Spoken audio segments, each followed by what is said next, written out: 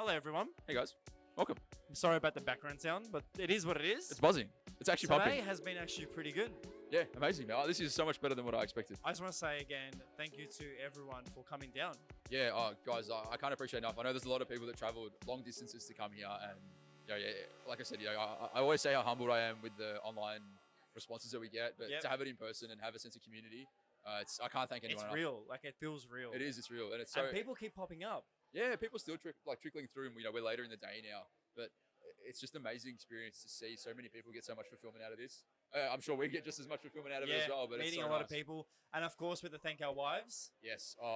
The late night last night, the Steph helping through, so it was definitely helpful. My wife with the little one, Zari, they've been here all day as well, supporting and crying in the background. Absolute troopers, mate. You got to give them credit. I have to say, like, the support from everyone has been just amazing. Oh man, everyone's been so lovely. Like, it's nice to see the appreciation from them, because I know obviously these kinds of things don't happen, especially in Melbourne too frequently. So it's nice to see the gratitude on their front as well as the support thrown back towards us. 100%, and of course another massive thank you to Gary. Yeah, I can't thank Gaz enough. This is such a good space. He's done so much for us. Yeah. I feel like I owe him the world. So if I can find him an Eric Cantona shirt that actually fits him, it's coming your way, my friend.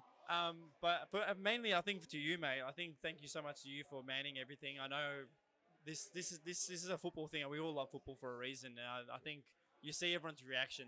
What's the conversations you've had with people? Positive in a sense? Yeah, look, it's always been positive today, which has been great. I think a lot of it has been around a bit more of a nostalgic front, which is like, people saying, oh, I didn't remember, this guy. I think someone mentioned Bullaroos before, and I was like, oh, wow, that's like, players left the field. And I think maybe, I don't know if they've heard me say it on other episodes, but I love that, like, not that so common player, like someone that's a little bit left of field, a little bit different. So, and look, I've got to thank you as well, mate. I know your networking skills and, your capability in this front has made this tenfold of what it could have been if I did this on my own. So I'm extremely grateful. Anytime, man. We have the casual conversation with everyone as they walk past. The usual podcast episode. But it's been amazing today. I think the fact that we've had a lot of people drive to Glenroy, we've had people come from Mornington. Yeah. Don't thank me. I think we just have to thank everyone for doing what they do. Yes, and I think we should get some sort of kickback from ETAG or tolls, because there's a lot of people that would have paid a fair bit to get here. So thank you, and the invoice is coming, ETAG.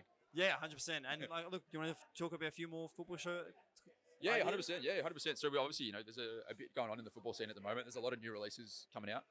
I think we saw the Inter one was probably the first, the funky ass pattern. Yeah, I love that. They wore it in the game the other day. Yeah, correct. So that was probably the first release of the next year's range.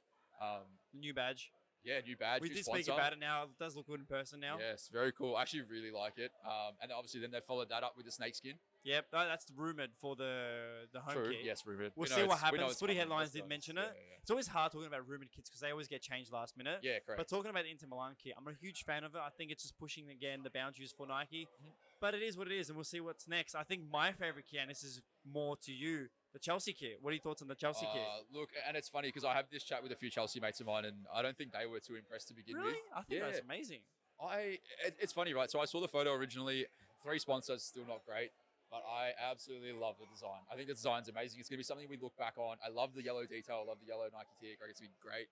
And that video they did for the release. The video was amazing. Perfect. I think the video sold the kit more for me than the actual kit. I completely agree. I'll buy the kit if I was a Chelsea fan more for the video they put behind it. Completely agree. We briefly spoken about like the marketing intent from last season, obviously with COVID and restrictions and people being in lockdown. That resource is a little bit harder to find, and it's good to see they've gone full production with this and hit it out of the park. Good segue, because I was speaking to a gentleman before, I can't name his name for legal reasons. You know who I'm speaking about. But we both discussed that the PSG kit, amazing. I love the Jordan throwback. I love the design of the shorts. It throws back to Chicago era. Cool, yeah. But what annoys me is they went so cheap with the promotion. And we speak about Chelsea doing it during the pandemic era. Yeah. Why couldn't have PSG done that? I thought it was funny. We saw Newcastle do that graphic art. That was nice. That was nice. And that, you know what? At the same time, Newcastle and PSG are very different entities as well, right? Oh, massive. PSG has such a big brand. I think from a Newcastle point of view, that kind of thing's okay. Because it's kind of cool, right? Newcastle, in a sense, is an older and bigger team. A PSG is a bigger team on paper for social media. I completely agree with you. And I think from a PSG sense, that might be a good accessory to their release. I don't think that should have been the entire release. Yeah. 100%.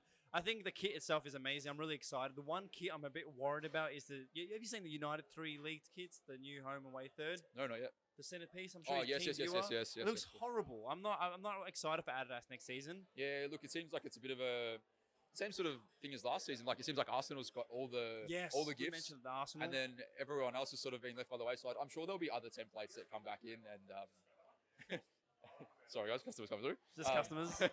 Yeah, I think there'll be other templates that do come through that we do like, but it does look like Arsenal's got the attention, and I think I do love. I think it's their away shirt that they've gone with the yellow 88 to 90 sort of inspired shirt, which is incredible. One thing, and it absolutely burns me, and it's burned me for a lot of years, but the fact that Arsenal just keep getting cracker shirts after cracker shirts. Being a Chelsea supporter, it's so frustrating because I am not wearing that. I think it's just Arsenal as a team. Like, they complain so much, but they get everything. They've got everything that you can ask for as a club. except for performances. But their performance is shit. You know, United just got the shittest kits every year, but we've got a pretty good squad. Yeah. The third kit this year has been amazing. I've been in love with it. I think I'm going to remember Cavani with that kit. Yeah, 100%. I'm just thanks to Kit Sabia for sending me the lettering and the numbering for that kit. So I'm going to get Cavani on the back. Yeah, beautiful. Beautiful year for him.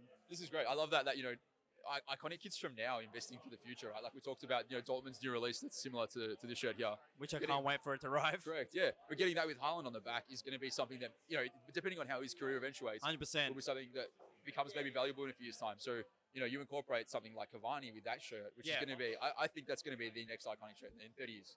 100%. Anything else you want to say before we end the episode? Like, I can talk for a while. You want to get someone randomly in? Should we get 32? Yeah, let's get 30, 32 maybe Dane come down, or yeah, we'll see. I'm sure Dane will. Man, they got to man their station. I've done a few little pop questions as I'll add to this episode. But honestly, is there anything else you want to mention? I think we have plans for a future event. Yeah, definitely. I think, look, one thing I do want to put out there is that obviously, you know, this is accessible to Melbourne people, right? So wherever else you're based, let us know where you want us to hold this pop-up store. Check out our socials, obviously, today. There's going to be heaps of stuff floating around of what it's like. You know, we'd love to offer this experience to other people in other parts 100%. of Australia. So if it's feasible for us, we'd love to be able to get around.